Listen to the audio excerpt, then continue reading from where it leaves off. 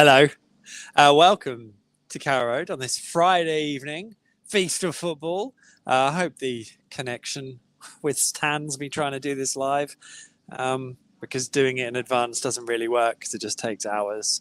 So fingers crossed. I might have to get a new phone as well as new headphones. Anyway, as one of the stewards said to me while I was outside Carrow Road earlier today, I'll be able to leave the score up a long time tonight. And he was right, because look at that. Norwich 2, Millwall 0. Second win inside 4 days. That's 6 points in the same period. A clean sheet. And Josh Sargent is on 3 goals for the season already. And I tell you what, I have to say, the way he took the 2 goals today was outstanding. Both in the second half, 50th and 75th minute, I think. You can see they're mowing the pitch. I'll see how quickly it takes them to go around. Oh, look, he's got a plate of sausage rolls.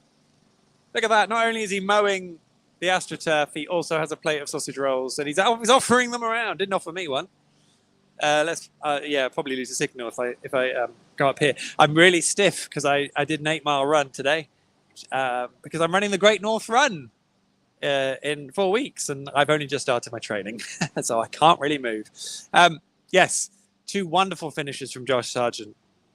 The first was really neatly worked and came down to a slight tactical switch at half-time with Kieran Dowell and Daniel Sinani effectively being told by Dean Smith to just play a bit closer to each other, to rotate and to play off each other more, maybe rather than what it looked like in the first half, which is probably a slight split of flanks almost. And that led to the initial part of the first goal when then Sinani and Sargent linked really well.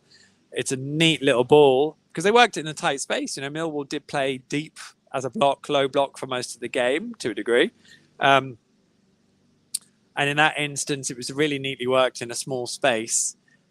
But what was noticeable was the first touch, the way that Josh took it out of his feet, and then the second one is just a wonderful finish. And I couldn't help myself but think about the fact that Josh couldn't roll the ball in to an open goal from 18 yards at the Barclay this time last year, maybe obviously a little bit later last year, and this year he's literally buried that first goal. And as I said, it's so often the first touch that makes the second one possible.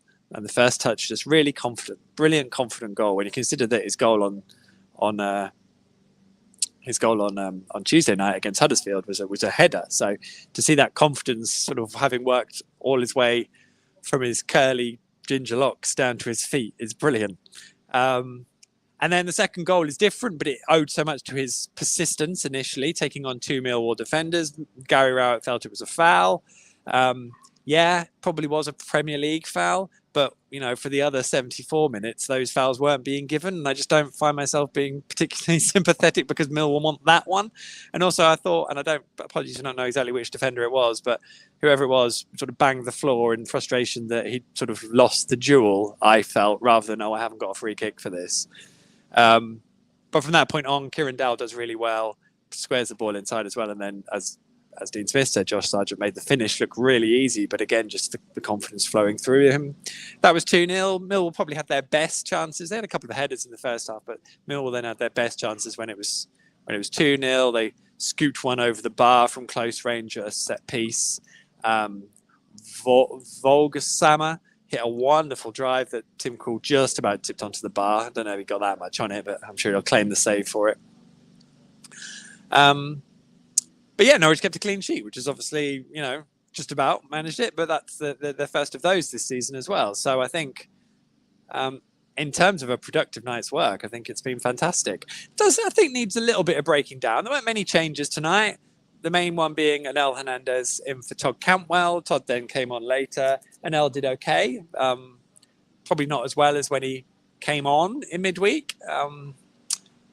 And I still prefer him having that impact role. But you have to appreciate Norwich have played 3 games in 7 days. So I wouldn't begrudge that change being made in terms of freshness. Taylor Pukki got to come on. So it's good that he's back and his foot issues are no real issue. And probably one of the big balancing acts for Dean Smith going forward is how to play all these players when he's got, more options.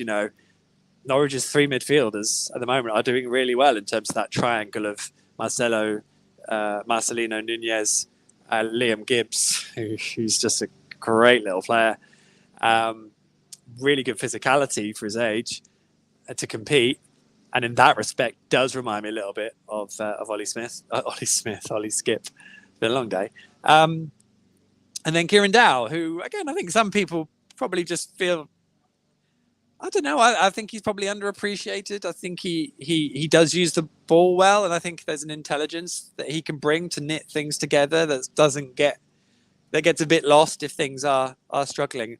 I mean, I don't know what you all thought.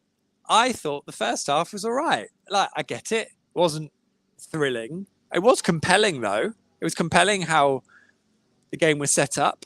I thought Norwich had numerous opportunities where they didn't play the right ball, or they didn't move it into the right area, or they slowed things down. And that was probably what made it a bit stodgy at times. But they were pretty much in control. Millwall had to work really hard for the occasional sniffs they got. And in that context, I think you also have to bear in mind that Millwall have been the best team Norwich have played for me. That's the first time Norwich haven't just looked a class apart in the opening 20 minutes. Norwich had to kind of work their way into the game. Millwall set up as they have done both goalless draws 2 seasons ago. They had Norwich kind of man-marked all over the pitch. They were forcing them into going slightly long and doing things that they didn't necessarily want to go at times. It looked really difficult.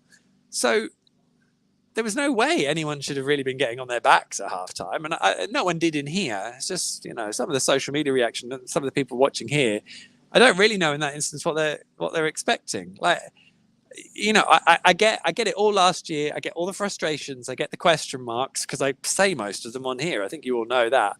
But also, appreciate it when, they're trying to work something out. And then, so I don't think the second half came out of nowhere. It was, a tweak, and they improved on what they did in the first half. It was okay. It happens a lot. So it was really good. It's fine. And as I said, you look at where they were at the end of this game, it's chalk and cheese. It's really improving the situation. I think it's improving the feeling around the place. And, they've got a lot of good stuff going for them if they keep doing the things they're doing. And if you do start reflecting on it, they haven't not performed in any of these games. What they have done is dominated teams at the start and not scored and then lost their way. That's very different. At the moment, Norwich look a very good side that just had these weird failings, and by ironing out the failings, they will continue to look a good side. So I think it's really promising, and maybe I'm getting completely ahead of myself. And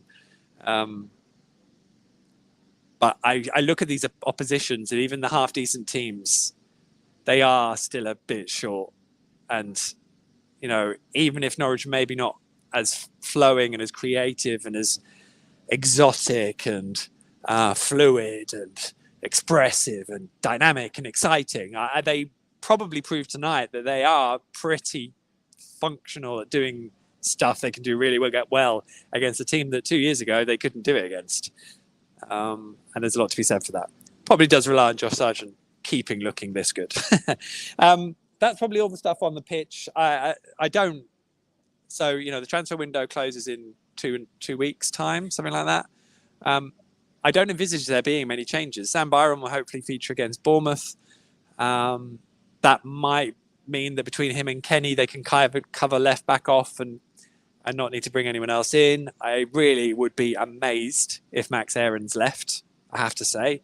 That's something that should have happened at the start of the window if that was going to happen. Now it feels too late, and it would be a shame, whatever's been said, unless some really stupid offer comes in, at which point I would hope Norwich have got something lined up to replace him. But otherwise, I don't really see it as a discussion. And then the final point is probably the biggest news before the game, which I'm convinced was done to help ensure there was a good mood to around the place tonight. That is, of course, that there will be a general meeting of shareholders. In name, no one's really invited down here at Carrow Road for it.